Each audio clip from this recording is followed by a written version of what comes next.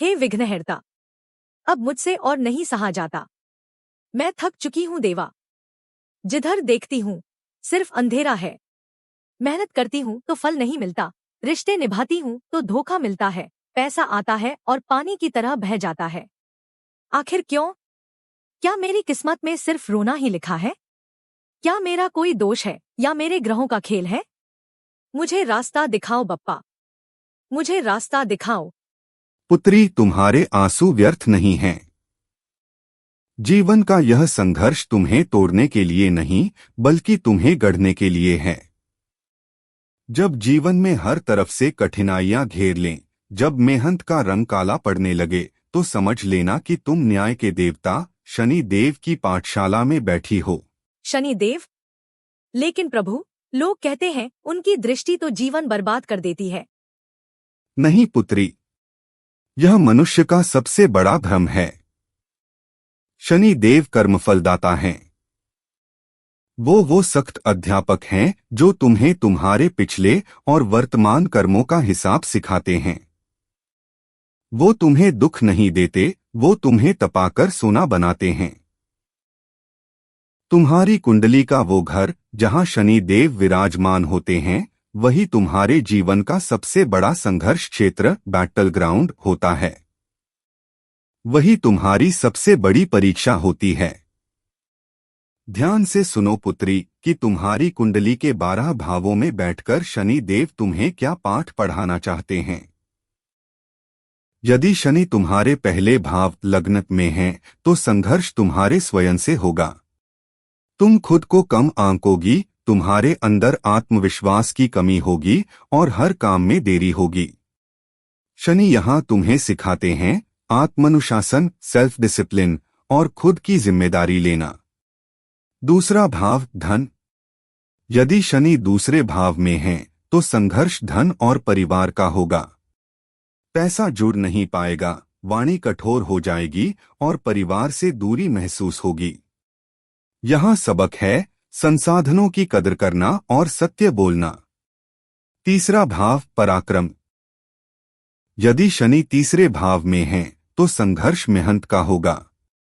तुम्हारे छोटे भाई बहनों से रिश्ते तनावपूर्ण रहेंगे। तुम्हें अपनी मेहनत का फल बहुत देर से मिलेगा। शनि यहाँ सिखाते हैं धैर्य और निरंतर प्रयास। चौथा भाव सुख माता। यदि शनि चौथे भाव में है, तो संघर्ष मन की शांति का होगा। घर में कलह, माता को कष्ट या संपत्ति के विवाद हो सकते हैं।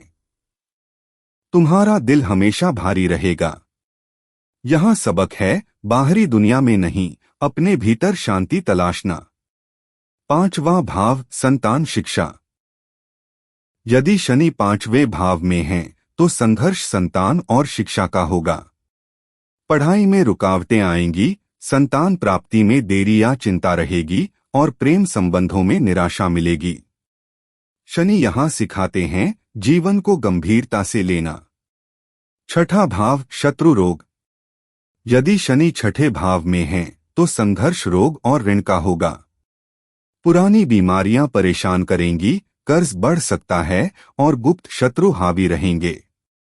यहाँ सबक है सेवा भाव रखना और अनुशासित दिनचर्या। यदि शनि सातवें भाव में है, तो संघर्ष रिश्तों का होगा। विवाह में बहुत देरी होगी या दाम्पत्य जीवन में निरस्ता रहेगी। बिजनेस पार्टनर धोखा दे सकते हैं। शनि यहाँ सिखाते हैं रिश्तों में धैर्य और वफादारी। आठवां भाव आयु संकट। यदि शनि आठवें भाव में है, तो संघर्ष अचानक आने वाले संकटों का होगा। जीवन में बड़े और गहरे बदलाव आएंगे। मृत्यु का भय सता सकता है। यहाँ सबक है बदलाव को स्वीकार करना और जीवन की गहराई को समझना। नौवां भाव भाग्य धर्म। यदि शनि नौवें भाव में है, तो संघर्ष भाग्य का होगा। तुम्हें लगेगा कि किस्मत कभी साथ नहीं देती। पिता से मतभेद होंगे और धर्म पर से विश्वास डगमगाएगा।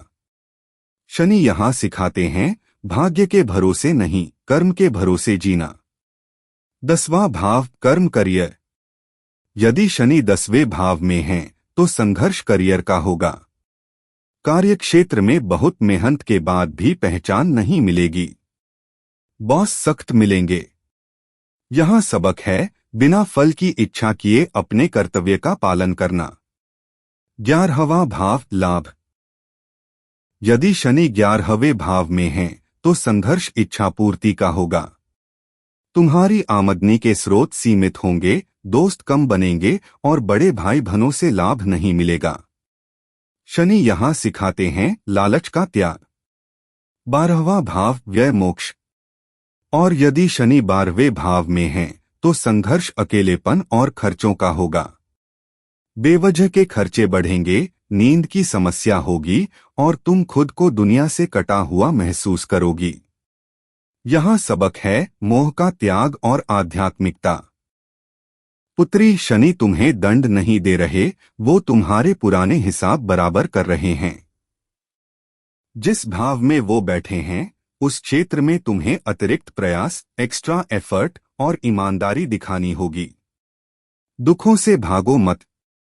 कर्म करो, सेवा करो और धैर्य रखो, क्योंकि जब शनि की तपस्या पूरी होती है तो वो इतना देते हैं कि संभालने के लिए झोली छोटी पड़ जाती है।